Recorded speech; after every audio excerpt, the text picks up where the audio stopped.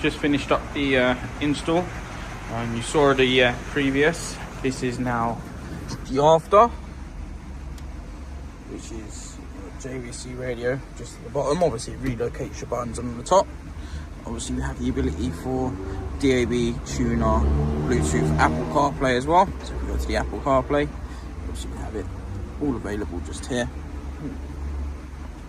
We have Spotify.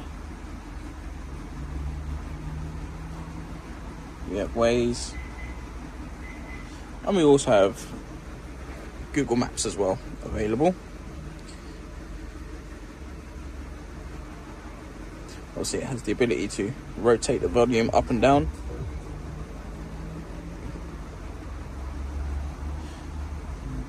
We've also fitted the reversing camera.